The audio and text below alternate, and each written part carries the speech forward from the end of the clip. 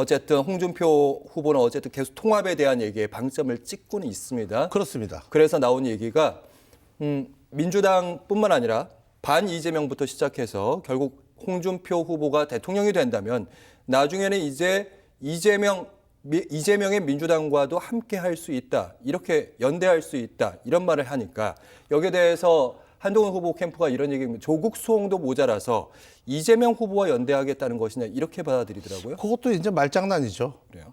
예, 그 말재간은 있으신 분이에요. 중요한 건 이거예요. 보세요.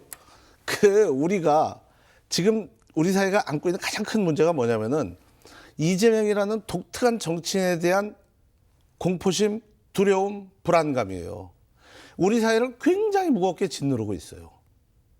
이거를 어떻게 극복해내느냐잖아요. 이번 선거는 저는 그거 딱 하나라고 봐요.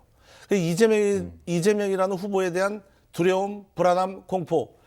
삶 자체가 무지하게 비정상적이잖아요. 그리고 지금까지 보여줬던 모습에서 이미 다 드러나고 그냥 또 열렬한 팬덤이 있다는 것 자체가 의심스러운데 이제 문제는 예. 대선에서 우리가 승리하기 위해서는 반 이재명 내지는 비 이재명을 하나로 엮을 수 있는 그 프레임을 만들어야겠죠. 그래서 이제 승리했어요.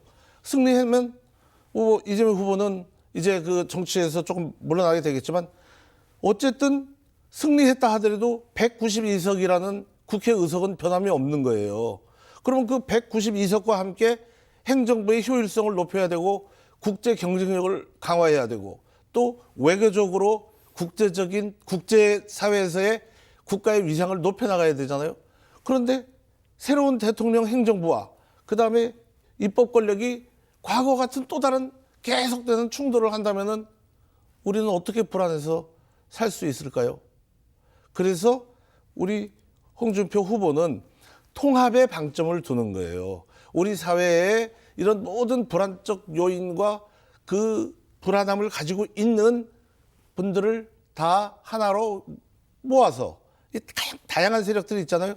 그 부분에 대한 그 여러 가지 견해를 모아서 통합적 그 리더십을 발휘해 보겠다라는 그 미래지향적 발언이죠. 그런데 그거를 자꾸 곁가지를 가지고 이렇게 한다는 게 이게 이제 큰 정치인의 모습은 아니죠. 잔 정치인의 모습이라고 보면 됩니다. 알겠습니다. 그리고 이제 경선에서 이제 김문수 후보와 홍준표 후보가 수위를 다투고 있는 게 대체적인 분석입니다. 정체성도 좀 비슷하다, 겹치는 면이 있고 지지층도 좀 겹치는 거 아니냐 이런 얘기들도 있는데 어떻게 차별화하실 수 있다고 생각하시는지 그리고 투표 전략은 1등으로 앞서 나갈 수 있다고 생각하시는지요? 저희가 1등이 될 텐데요. 1등이 된다고 생각합니다. 왜냐하면은 이거 우리가 굉장히 지금 심각하게 분석을 해야 됩니다. 우리 국가의 그 생존력이 유지되기 위해서는 지금과 같이 가서 안 돼요. 국정개혁을 해야 됩니다. 국정개혁을 해야 돼요. 국정개혁을 하기 위해서는 이제 반대파하고도 대화하고 통합할 수 있어야 되거든요. 국정개혁을 하기 위해서 뭐가 필요하냐? 정치개혁이 필요해요. 이 정치개혁은 헌법체제의 그 사회적 합의죠. 그런데 이 정치개혁을 하기 위해서 또 필요한 부분이 뭐냐면 정당개혁이에요. 정치는 정당이 하잖아요.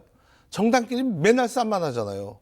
그러니까 정당이 스스로 변할 수 있게끔 우리의 헌법체계에서 만들어줘야 되고 그런 헌법체계 속에서 정치개혁이 이루어져야 국정개혁이 이루어지는 거죠. 역대 대통령들은 정치개혁은 외면하고 국정개혁만 본인의 의지를 가지고 하다 보니까 아무것도 못했죠. 그냥 대증적 요법으로 국민들한테 보여주기식 그 행정을 했지 우리 국가의 문제점에 대해서 근본적인 틀의 변화를 못 이루은 거죠. 윤 대통령도 그 국정개혁 한번 해보려고 그러다가 정치개혁의 부족 때문에 실패한 겁니다. 정확하게는. 그래서 저는 홍준표 우리 후보님이야말로 그 다양하고 풍부한 경험을 했잖아요. 그리고 기존의 정당의 국민들의 시선을 그 불편하게 하는 정당 문화, 정당의 관행을 벗어나 보려고 몸부림치셨던 분이죠. 그래서 저는 다양하고 풍부한 경험이 네. 정당 개혁과 정치 개혁을 통해서 국정 개혁으로 이루어질 거라고 생각을 합니다. 우리 김문수 전 장관님도 훌륭하신 후보지만 정치 개혁이나 정당 개혁에 대해서는 깊이 있는 고민과 문제에 대한 그 분석은 아직은 조금 약하신 거 아닌가 이렇게 생각하고 있습니다. 알겠습니다.